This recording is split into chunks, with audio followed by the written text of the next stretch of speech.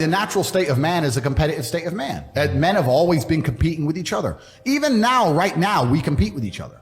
I don't buy Ferraris to drive fast. I do sometimes, but if I'm in London traffic, it's not to go quick. No. It's to show everyone else I'm richer than them. That's what it is. It's a never-ending competition. I don't wear a big diamond Patek with fucking $500,000 to tell the time. I tell the time on my phone. I do it because I'm loaded. And this is actually what's interesting about the world, because the world's changed. Men used to go to war and fight each other in physical combat, and now we don't, because we're more civilized in some regards. Violence is still the bottom line of society, but we try and avoid it. Men are constantly doing combat by showing each other how we can move world with money. We're constantly in combat because of our status. 99% of what men do is for status. We want to be in good shape for status. We want the fast car for status. We want the nice house for status. We want the diamond watch. We want the hot girl. This is all for our status. Look at me. I'm the big dog. This is how we compete with each other. If you're going to be a dude who pretends that's not true, or be a dude who doesn't want to compete, your life's going to fucking suck. There's no light without dark, and there's no joy without pain. You can't have a rainbow without a little rain. Exactly. And no matter how hard you chase pleasure and happiness, there's going to be dips and troughs in between. There's going to be come downs and downtrends, and you're going to have the juxtaposition between that time you were laughing your head off and acting giddish like a child, and the time that you feel depressed as such.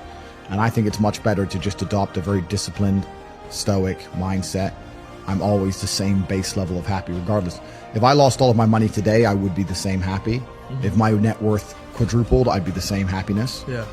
As long as I am alive, which is a struggle, unfortunately, in the current climate. But as long as I'm alive and the people I care about and love are alive, and as long as God gives me the honor of doing my duties and providing for the people I care about, as long as I get to wake up and know that there's a whole bunch of people in the world who need me, and I get to work hard to please them and do good for society and good for the world, then I'm a vessel of God, and I'm happy enough to survive. That's all I look at it as. I don't ever consider, how do I feel? That doesn't cross my mind. I have things to do. I have things to do. You're too busy to think about that. I'm too busy. I have things to do every single day. I have very important things to do, and how I feel really is not going to affect how I complete those tasks. Right. And when I speak to men, they say I'm unhappy, or I need to be happier. I think that's absolutely the wrong frame of life. You're a man, you have duty, you have honor, you have things you should be doing regardless of how you feel. And the people who are perma-obsessed with happiness or sadness, I just think it's the wrong paradigm to view the lens of life. I think you should get up and do what needs to be done. We talked about this started with an attack on masculinity. I think the reason there's such a large men's mental health crisis is because of the attack on masculinity. When you tell people with an innate desire to be masculine, whether it's God-given, whatever, like you said, they have innate desires. We're all born with innate desires. God has told us some things are just wrong and some things are just right. And you have an innate desire to act a certain way, and then society is telling you that if you act that way, or if you have those desires in any way, you are a bad person.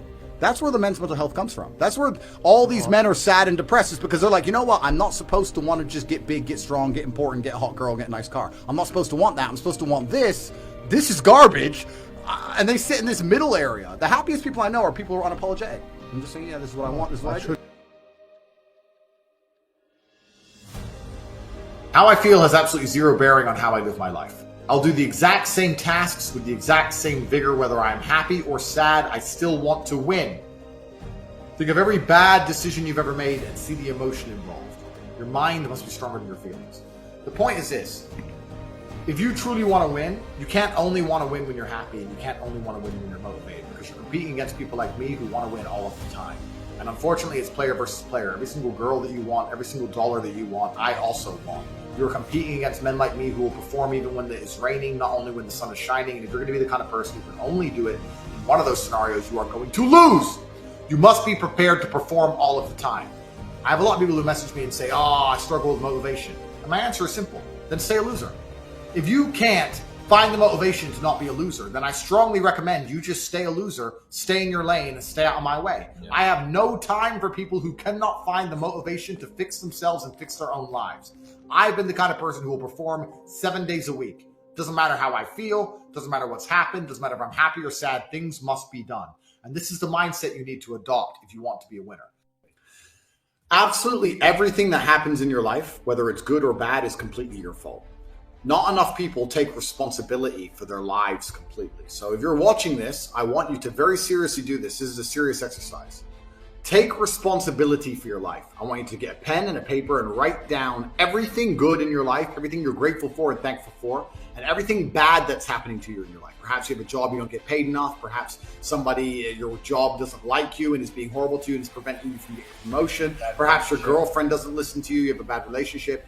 Everything in your life is completely your fault. Please understand, as a man, the key to being successful is building a formidable mindset that makes you ultra and hyper competitive in a very competitive environment. Now, competence and the ability to perceive the world as it really is, perspicacious, and understanding the truth of the universe is certainly a key element in terms of becoming a feared opponent and understanding the world and being competitive. However, there are certain scenarios, there are certain times in which you don't have to be concerned with being right or wrong. You must be concerned only with being as competitive as possible. This is the idea I try and teach people inside the Matrix when I say I do not believe depression is real, and they try and convince me it's real. I don't care what science you come up with convincing me it's real, because if I believe in depression, I am more likely to become depressed. If I don't believe in it, it cannot affect me. I cannot become depressed if I do not believe in depression. So by extension, my mind is more competitive. I'm a more feared opponent. I'm more dangerous if I don't believe in depression.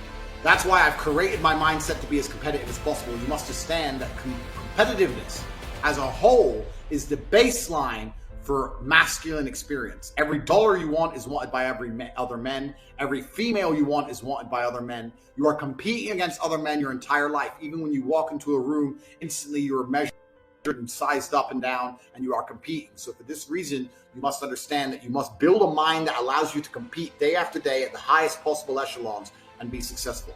Build a competitive mind. Now, to do that, you must self-analyze. Everything in your life is your fault. By accepting everything in your life is your fault, it makes you more competitive. If you believe that things just happen to you or that bad luck just comes and you can't affect it, you're not as competitive as someone like me who believes that everything is my fault. If it rains tomorrow, I am responsible for the rain. Do you understand? You may think I'm crazy, but I'm not, because I could have looked at the weather forecast and flown to another country to avoid the rain. There is always something I could have done. I could have packed an umbrella. I could have planned to go driving on another day when it's not raining. Everything is my fault all the time. I have absolutely not self-responsibility and accountability, which allows me to become as effective as possible when I'm facing my problems. When the enemy, when the problems appear, my Aikido is max level 1000 because I am self-analyzing permanently. Everything I do is self-analysis. I get asked all the time, well, what do you feel? Or what about happiness or depression?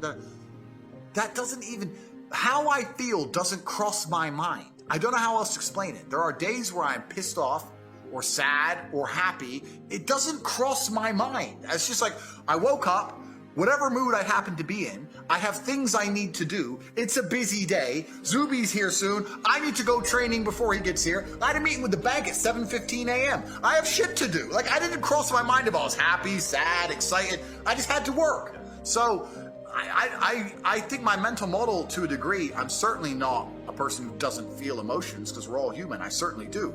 But I've never prioritized them in any regard. I haven't built a mental model that affects, I haven't put them in the middle of my mental model and then affected my actions based on how I feel for each one. It's absolutely and completely the opposite.